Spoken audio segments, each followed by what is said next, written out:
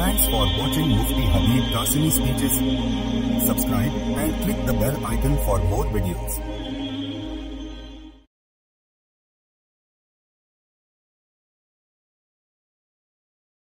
আলহামদুলিল্লাহি ওয়াসসালাতু লিওয়ালিয়্যিহা। সম্মানিত সুধী, আসসালামু আলাইকুম ওয়া রাহমাতুল্লাহি ওয়া বারাকাতুহু ওয়া আসাদাল্লাহু আওকাতাকুম বিকুল্লি খাইর। ফাকাদ ক্বালা আল্লাহু তাবারাকা ওয়া তাআলা ফাউযু বিল্লাহি মিনাশ শাইতানির রাজীম ওয়া যাদাহু বাসতাতান ফিল ইলমি ওয়াল জিসমি ওয়াল্লাহু ইউতি মুলকাহু মান ইয়াশা ওয়াল্লাহু ওয়াসিউন আলীম।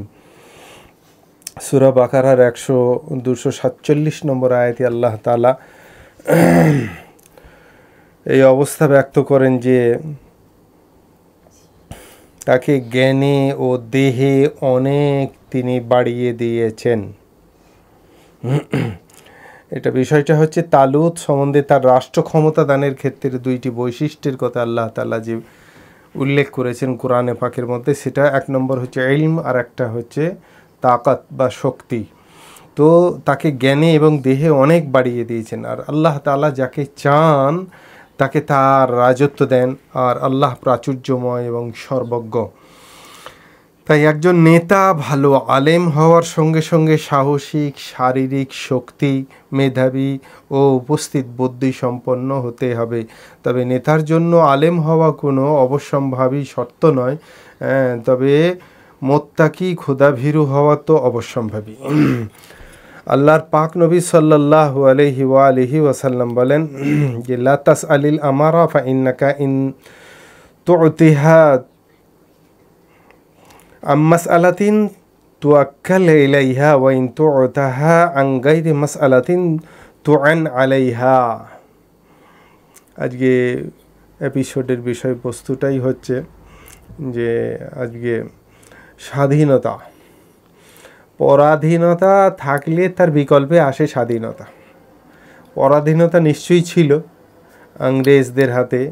দেশ এবং জাতি, সমাজ এবং সাম্রাজ্য সব পরাধীন ছিল, সেখান থেকে মুক্ত হতে হয়েছে আমাদের, নয় মুক্ত আমাদের করেছেন যিনারা, সেই বিষয়ক।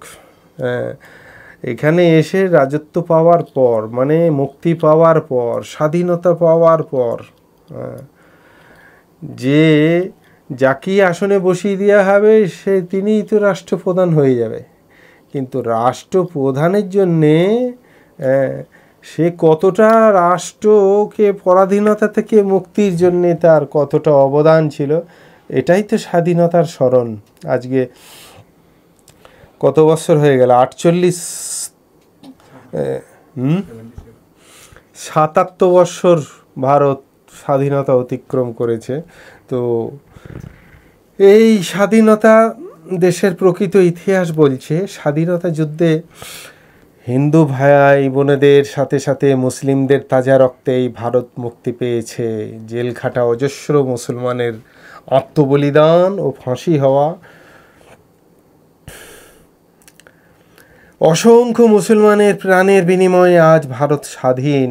1757 থেকে শুরু করে 1947 পর্যন্ত এই 190 বছরে হাজার হাজার মুসলমান স্বাধীনতা সংগ্রামী জীবন দিয়েছেন, জেল খেটেছেন। জেল খাটা 1 কোটি মুসলমানের আত্মত্যাগ ও ফাঁসি হওয়া, 5 লক্ষ মুসলমানের প্রাণের বিনিময়ে আজ ভারত স্বাধীন। সেই চেপে যাওয়া ইতিহাসের মুছে যাওয়া কিছু নাম খুব ছোট্ট করে আপনার সামনে আজকে স্বাধীনতার উপলক্ষে সবারই সামনে বিকশিত করার লক্ষ্যে তুলে ধরা হচ্ছে। মৌলানা কাসেম নানুতবি রহমতুল্লাহ আলাই জাদাহুল্লাহ শারফান ওয়া কারামাতান ওয়া তাজিমান, ও আল্লাহ তাআলা তিনার ইহলৌকিক পরলৌকিক সমস্ত সম্মানকে আল্লাহ তাআলা বৃদ্ধি করুন।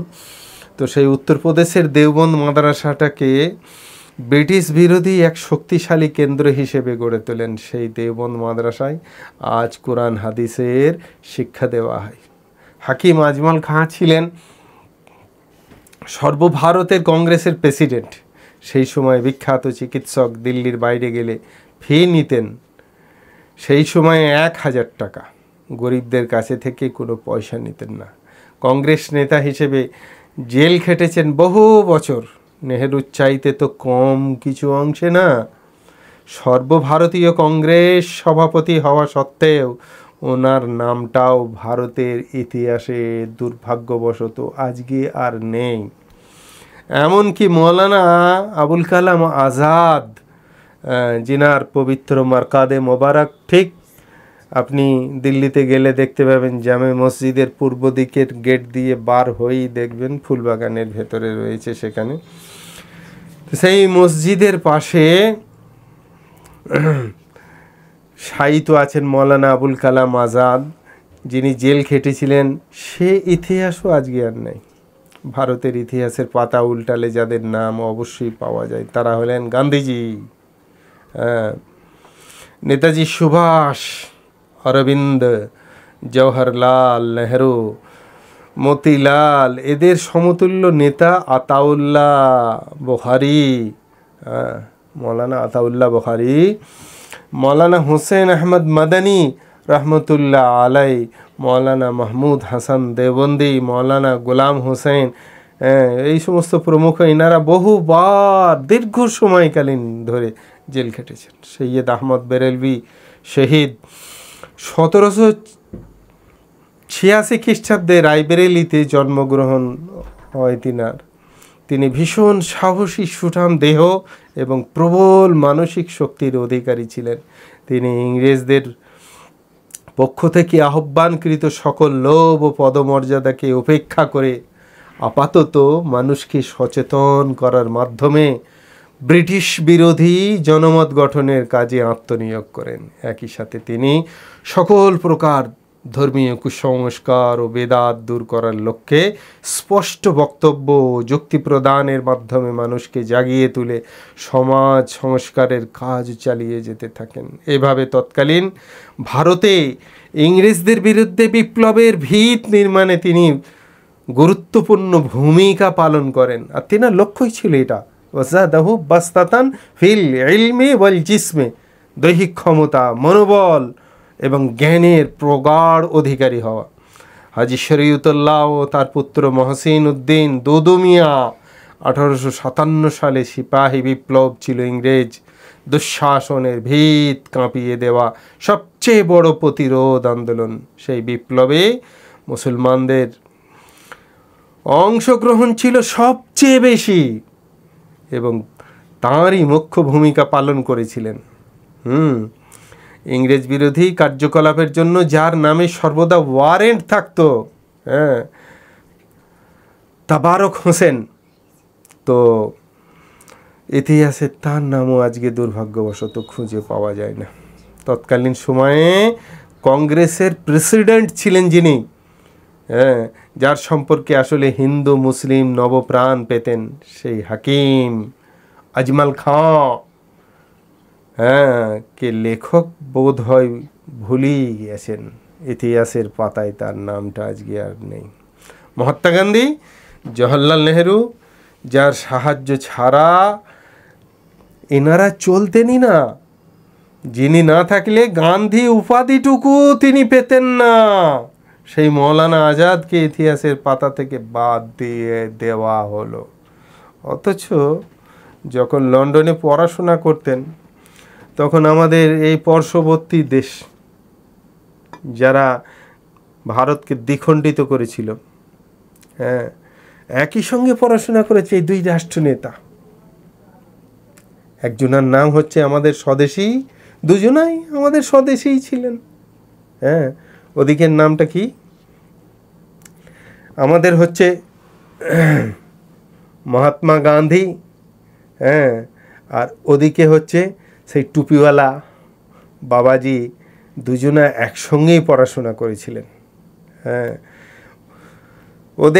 আমাদের রাষ্ট্রীয় পিতা হচ্ছে কি বলে আপনার মহাত্মা গান্ধী, আর পাকিস্তানের ওদের জাতির পিতা মোহাম্মদ আলী জিন্নাহ।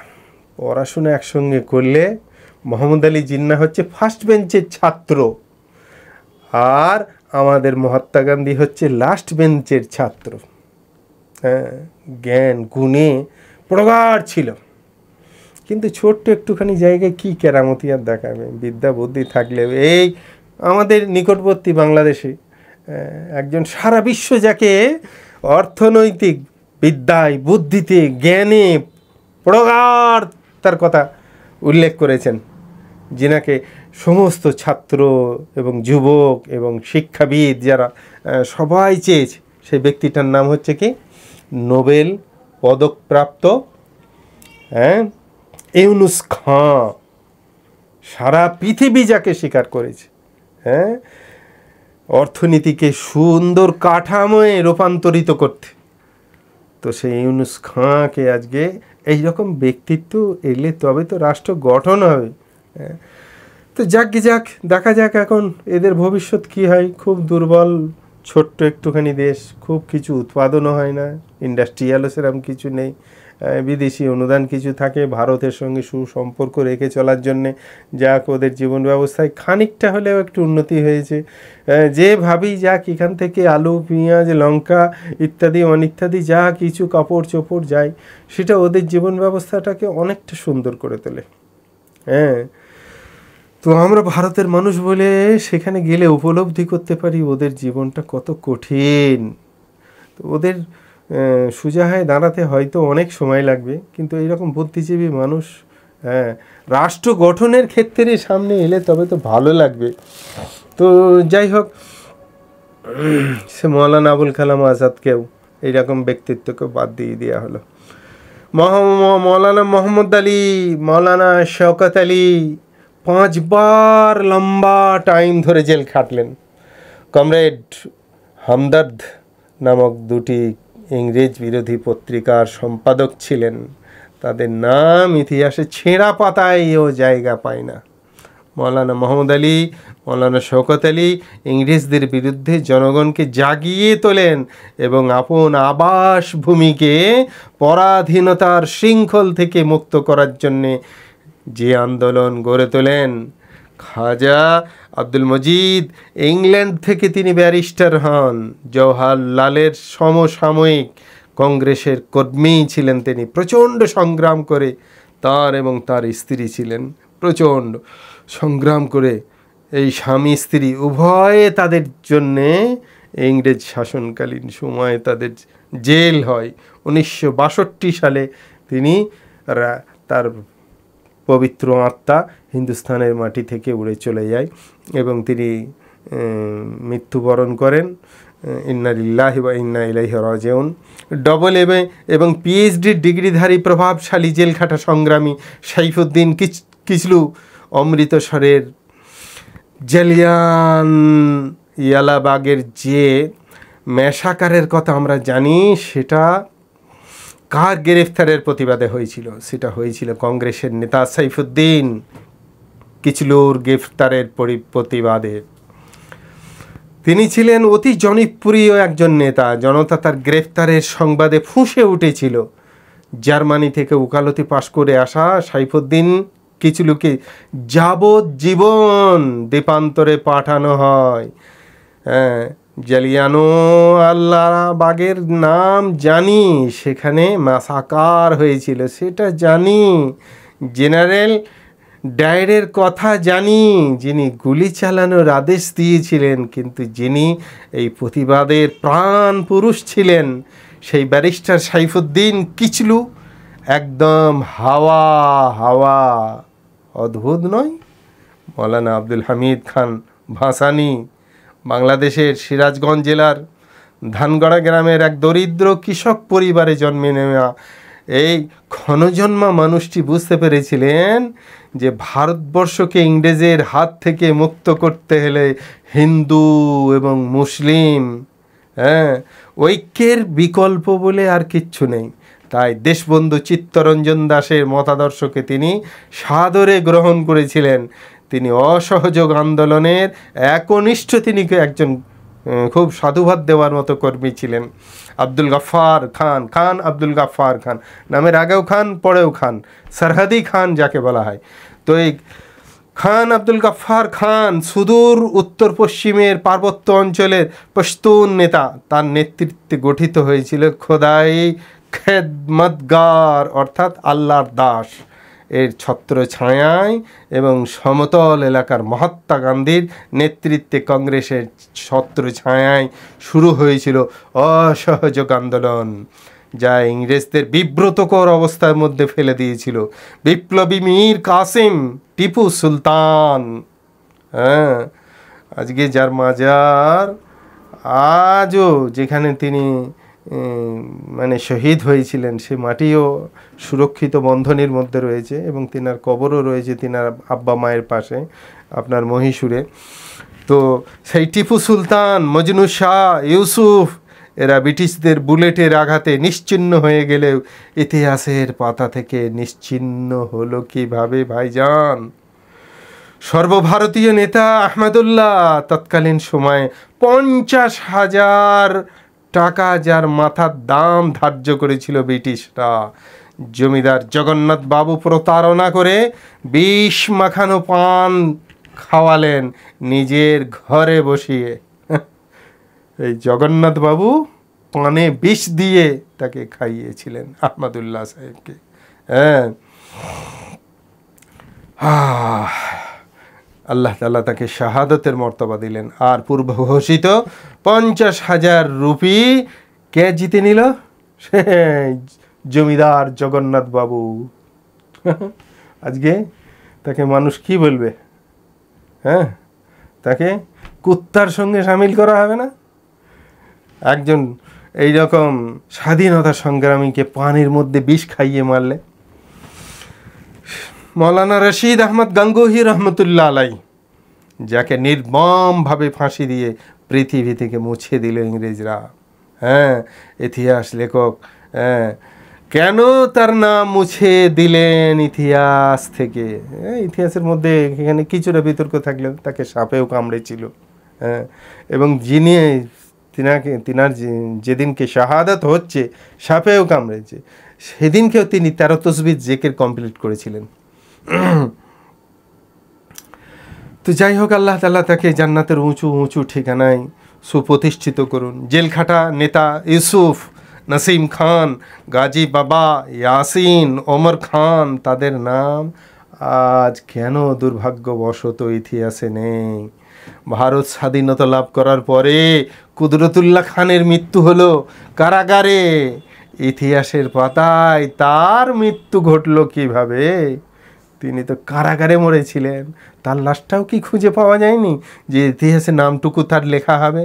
নেতাজি সুভাষ বসুর ডান হাত আর বাম হাত যারা ছিলেন ইতিহাসে তাদের নাম খুঁজে পাওয়া যায় না। তারা হলেন Abid Hasan, Shahnawaz Khan, Aziz Ahmed, DM Khan, Abdul Karim Gani, lieutenant colonel Z Kalani, colonel Jilani, colonel Nizamuddin ইত্যাদি ইত্যাদি প্রমুখ। এদের অবদান লেখক কি করে ভুলে গেলেন? তার কলমে এতটুকু কালি জোটেনি? বিদ্রোহী গোলাম রব্বানি, সরদার ও হায়দার, মৌলানা আকরম খাঁ, সৈয়দ গিয়াসউদ্দিন আনসার, এদের রক্ত আর নির্মম মৃত্যু কি ভারতের স্বাধীনতায় কাজে লাগেনি?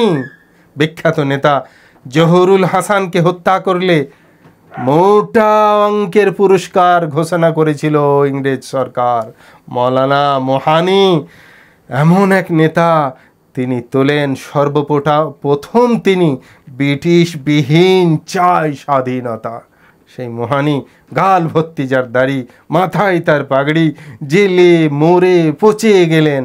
মৌলানা ওবায়দুল্লাহ সিন্ধি, যিনি নেতাজি সুভাষচন্দ্র বসুর রাজনৈতিক গুরু ছিলেন, তার নামও কি ইতিহাসের ওঠার মতো যোগ্যতা রাখত না? দুর্ভাগ্যবশত। যাই হোক, হাফেজ মীর নিসার আলী, যিনি তিতুমির নামে খ্যাত, ব্রিটিশরা তার বাঁশের কেল্লা সহ তাকে ধ্বংস করে দেয়। তার সেনাপতি গোলাম মাসুমকে কেল্লার সামনে তাকে ফাঁসি দেওয়া হয়। আমরা গোপন সন্ত্রাসবাদী দল, অনুশীলনী যুগান্তরের কথা জানি, যেখানে মুসলমানদের প্রবেশ নিষিদ্ধ ছিল, কিন্তু ইনকেলাবি পার্টির কথা জানি না। তাদের নেতা ছিলেন পালোয়ান শিশু খান। পালোয়ান শিশু খান ইংরেজ বাহিনীর সাথে সম্মুখ যুদ্ধে শাহাদাত বরণ করেন। শিশু খান ইতিহাসে কোথাও খুঁজে পাওয়া যায় না।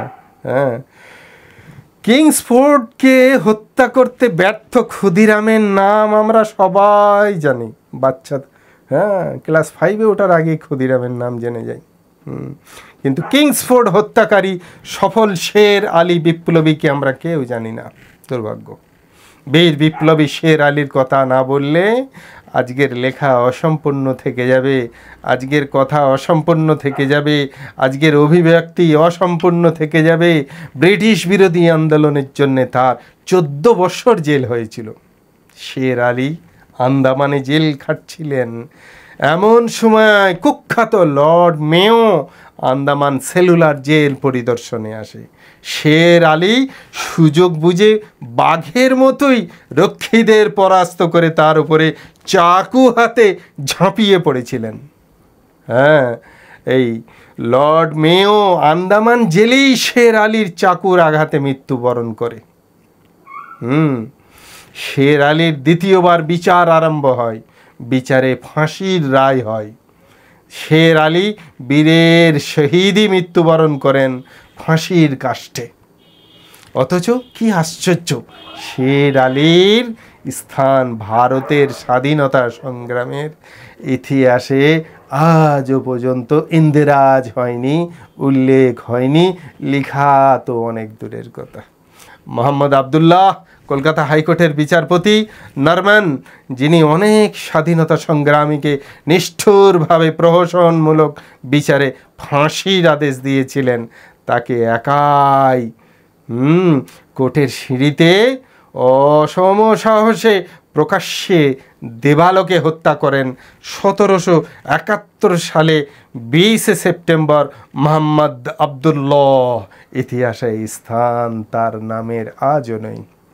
বিখ্যাত নেতা আশফাকুল্লাহ ইংরেজদের বিরুদ্ধে বিপ্লব পরিচালনা এবং অস্ত্র শস্ত্র ও গোলা বারুদ জোগাড় করার জন্য প্রচুর অর্থের প্রয়োজন দেখা দেয়।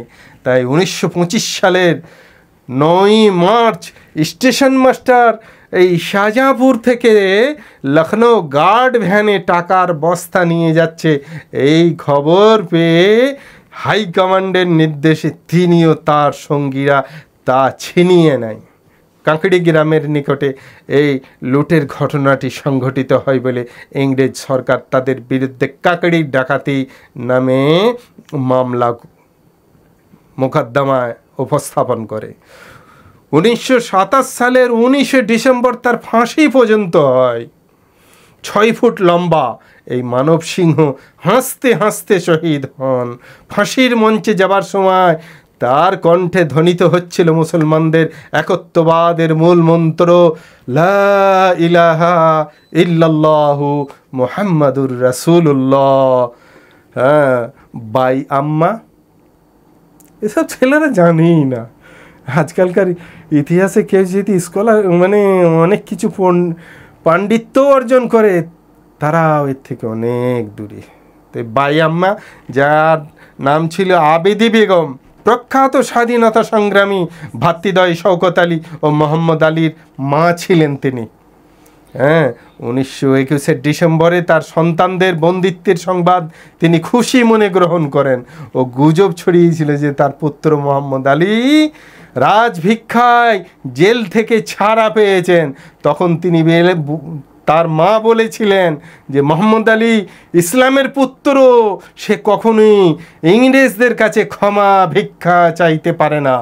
যদি সে এটা করে থাকে তাহলে আমার বুড়ো হাত তাকে দমন করার জন্য একাই আমার হাতই যথেষ্ট। তিনি নিজে চরকার কাটা সুতোর পোশাক পরতেন এবং অন্যদেরকেও খাদি পরতে উদ্বুদ্ধ করতেন। তিনি হিন্দু মুসলিম সম্প্রীতির জন্য কঠোর পরিশ্রম করেন এবং এটাকে তিনি ইমানের অঙ্গ বলে তিনি মনে করতেন। মিসেস জুবাইদা দাউদি, মৌলানা শফি দাউদির তিনি আপনার আহলিয়ায় মোহতারামা ছিলেন। তিনি প্রাণপণে ব্রিটিশদের বিরোধিতা করেছিলেন এবং অসহযোগ আন্দোলনে যোগদান করেছিলেন। তিনি তার স্বামী আত্মীয় স্বজন এবং অন্যান্যদের কাছ থেকে সমস্ত বিদেশি জামা কাপড় সংগ্রহ করে কংগ্রেস অফিসে নিয়ে পুড়িয়ে দিয়েছিলেন। তিনি বিভিন্ন জনসমাবেশে অংশগ্রহণ করতেন এবং মহিলাদের স্বাধীনতা সংগ্রামে অংশ নিতে উদ্বুদ্ধ করতেন। যখন স্কুল কলেজের ছাত্ররা সরকারি স্কুল ছেড়ে দিচ্ছিল, তখন মৌলানা সাফি দাউদি একটি স্কুল চালু করলেন। জুবাইদা দাউদি সেখানে ছাত্রদের নিজে দেখাশোনা করতেন এবং তাদের উৎসাহ দিতেন স্বাধীনতা সংগ্রামের জন্যে। এছাড়াও আসগারি বেগম, মজিরা খাতুন, রাজিয়া খাতুন, জামিরা, লেডি মোহাম্মদ শফি, খাদিমা বেগম, বেগম হাবিবুল্লাহ প্রমুখ মুসলিম নারী স্বাধীনতা সংগ্রামে অংশ নিয়েছিলেন। পুরুষতান্ত্রিক নীতিহীন সমাজ এইসব মহিয়সী নারীদের তাদের প্রাপ্য মর্যাদা না দিলেও তাদের এই মহিয়সী গরিয়সী এই কাহিনী তাদের চেপে রাখতে পারেনি। আর সত্য কোনোদিন চাপা থাকেনি আর থাকবেও না। আল্লামা ফজলে হক খায়রাবাদী, যার 1797 খ্রিস্টাব্দে তিনার বেলাদাত হয়েছিল, বাড়ি অযোধ্যায়, পবিত্র নগরী। এগুলো হচ্ছে মুসলিম আকাবিরদের পীঠস্থান। রামপুর, অযোধ্যা, এগুলো আমাদের আকাবিরদের পীঠস্থান ছিল। তো তিনার বাড়িও ছিল অযোধ্যায়, খায়রাবাদে, তাই তাকে খায়রাবাদী বলা হয়। তার প্রথম পরিচয়, তিনি ভারতের একজন শ্রেষ্ঠ আলেম, বিখ্যাত সাহিত্যিক, কবি, ঐতিহাসিক। তার গর্ভময় দ্বিতীয় পরিচয় হলো তিনি 1857 সালের বিপ্লবের একজন প্রত্যক্ষ সংগ্রামী। ভারতকে স্বাধীন করতে গিয়ে তিনি বন্দী হন। বিচারে নিষ্ঠুর সিদ্ধান্তে তার সমস্ত সম্পদ, স্থাবর অস্থাবর সব কিছু বাজেয়াপ্ত করা হয় আর তাকে নির্বাসন দেওয়া হয় কুখ্যাত আন্দামানে। ভারত ছাড়ো আন্দোলনের বীর আব্দুল শুকুর, আবদুল্লাহ মীর, এদের অবদান কি ঐতিহাসিকরা ভুলে গেলেন? এই পরিকল্পিত ষড়যন্ত্রের বিরুদ্ধে ধিক্কার জানায়। দুঃখের বিষয়, স্বাধীন ভারতের সরকারি পাঠ্য বইগুলোতে স্বাধীনতা সংগ্রামী মুসলিম নেতৃত্বের নাম দুর্বীক্ষণ দিয়ে দেখতে হয়। এই ক্ষুদ্র প্রয়াস কাজে লাগুক পরবর্তী প্রজন্মের জন্যে। তাই এটাই আমরা আশা করি। দিল্লির ইন্ডিয়া গেটে যে সমস্ত শহীদদের নাম এখনও খোদাই করা রয়েছে, কুতুব মিনারের মতো যে পাথরগুলো তুলে ফেলতে পারিনি, কুতুব মিনারে যে চারপাশে গোল বৃত্তাকারে যে কোরআনের আয়াতগুলো ছিল, গভর্নমেন্ট বলল কি ওগুলো সব ঘুণ ধরে গেছে, পাথরে ঘুণ ধরে গেছে। ওইগুলো সাধারণ জেনারেল পাথর লাগিয়ে কোরআনের আয়াত খচিত পাথরগুলোকে সব খুলে দেওয়া হয়েছে। কিন্তু ইন্ডিয়া গেটের ওপরে আর এই নাম কটাকে সরাতে পারল না স্বাধীনতায় শহীদ 95,300 জন। তার মধ্যে মুসলমান হচ্ছে শুধুমাত্র 61,395 জন। চিন্তা করতে পারেন। আর শিখ ছিল 8,050 জন। আর পিছিয়ে পড়া জাতি, এরা ছিল 14,480। আর দলিত হচ্ছে 10,777। আর ঊর্ধ্ববর্ণ জাতি, ঠাকুর বর্ণ হিন্দু যারা ভাই বলে নিজেদের দাবি করেন, তাদের সংখ্যা কত ছিল বলবো না? শুনতে কষ্ট যদি হয় তাহলে না বললেও বলা, তাহলে এখানে তাহলে এটাকে আসতেই বলে দিই 598 জনা, 600 জনাও হয়নি। যেখানে মুসলমানটি ছিল 95, এখনও আছে, ছিল মানে কি, এখনও আপনি গেলে এই টাকা খরচা দিয়ে দিল্লিতে গেলে, ইন্ডিয়া গেটে গেলে দেখতে পাবেন 95,300 জন মুসলমানদের নাম।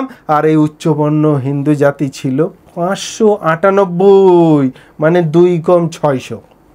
আর সন্ধি ছিল 9 জন, গুজরাটি ছিল 6 জন। যেখানকার আমরা স্বরাষ্ট্রমন্ত্রী ধারণ করে বসে আছি, যেখানকার মাটির একটা বিপ্লবী নেতা পেয়েছি আমরা, মোদি সম্মানিত, এই রকম আমাদের প্রধানমন্ত্রী। সেই মাটির পরিচয় কি ছিল? মাত্র স্বাধীনতা সংগ্রামী 6 জনা। আর মারাঠা ছিল 6 জনা, এখনও রক্ষিত আছে।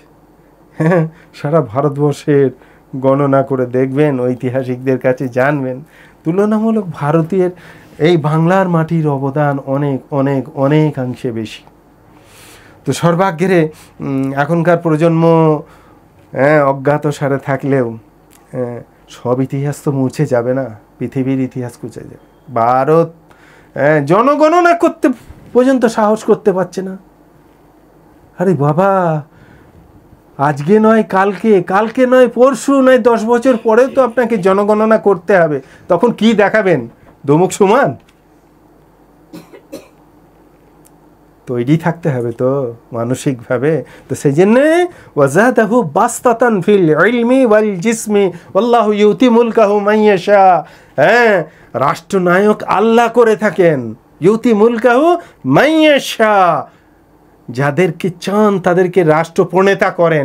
সেটাকে মালিকুল মুলক রব্বুল আলামিন, সেই সত্তা, তার জন্য গুণ থাকতে হবে। কি তালুতের কথা উল্লেখ করে বলেছেন, বাসতাতান ফিল ইলমি ওয়াল জিসমি, মানসিক দিক থেকে প্রস্তুতি, দৈহিক কাঠামো ভালো থাকতে হবে, মনোবল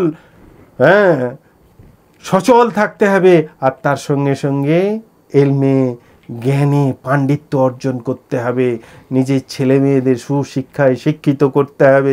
অচিরিত কাণ্ডারি বহন করতে হবে না, হবে না, কোথায় যাবে? জনগণনা কদিন ঠেকাবে? আল্লাহ তাআলা বলেছেন, আল্লাহু মুতিম্মু নূরিহি ওয়ালাউ কারিহাল কাফিরুন ওয়ালাউ কারিহাল মুশরিকুন। অন্য আরেকটা আয়াতে কোথাও বলেছেন, এই সমস্ত অংশীবাদীদের, তারা যতই মনক্ষুণ্ণ হোক না কেন, আল্লাহ তাআলা তো তিনার জ্যোতিকে তিনি বিকশিত করেই রাখবেন। তো সেই জন্যে এই জনগণনা চাপা দিয়ে রেখে ওই মাছ ঢাকা দেওয়ার জন্যে শাকের ব্যবহার করলে অচিরেই আবার বিকশিত হবে। তখন আপনি তো আর চিরকাল প্রধানমন্ত্রীও থাকবেন না, আর রাষ্ট্র আপনার অধিকারের মধ্যেও থেকে যাবে না। অচিরেই এই চেয়ারের পরিবর্তন হবে, ক্ষমতার পরিবর্তন হবে, তখন তো জনগণনা হবে। তো সর্বাগ্রে মুসলমানদের অবদান স্বাধীনতার জন্যে, সেই জন্য সকল মা বোনেদের, ভাই বাপ চাচাদের সকলকে অনুরোধ করি, পবিত্রতম দিনে সবাই স্বাধীনতার আমাদের গর্ব যেটা তেরঙ্গা পতাকা, সবাই নিজের বাড়িতে উত্তোলন করি। কিন্তু খেয়াল রাখবেন, সূর্য অস্তের পূর্বে যেন এই পতাকা নামিয়ে নেওয়া হয়। মূর্খদের মতো দিবানিশি যেন টাঙিয়ে রাখবেন না। সকালে তোলেন সূর্য উদয়ের পর এবং সূর্য অস্তের পূর্বেই, তার মানে মাগরিবের আজানের পূর্বেই যেন সেটাকে নামিয়ে নেওয়া হয়, সেই দিকে খেয়াল রাখবেন। আল্লাহ তাআলা আমাদের এই পবিত্রতম দিনটার মর্যাদা রক্ষা করার তৌফিক দান করুন, এবং যারা এর জন্য বলিদান দিয়েছেন, যাদের রক্ত এবং প্রাণ এই পবিত্র ভারত ভূমির জন্য, এই হিন্দুস্তানের সরজমিনের জন্য যাদের রক্ত এবং প্রাণ বলিদান গেছে, কত মা বিধবা হয়েছেন, কত সন্তান এতিম হয়েছে, সেই সমস্ত মানুষ যারা ভারতের মাটিকে নিজের রক্তের দ্বারা সঞ্চিত করেছে, আল্লাহ তাআলা তাদেরকে কবরে শান্তি, তৃপ্তি, আনন্দ দান করুন, পরকালের জীবন সুখময় করুন, জান্নাতুল ফেরদাউসে সেই সমস্ত মা বোনেদের, পুরুষদের সকলকে তাদের জায়গা করে দিন। ওয়া আখিরু দাওয়ানা আনিল হামদুলিল্লাহি রাব্বিল আলামিন ওয়া সলাতু ওয়াস সালামু আলা সাইরিল আম্বিয়া ওয়া জামিউল মুরসালিন ওয়াল হামদুলিল্লাহি ইয়া রাব্বিল আলামিন।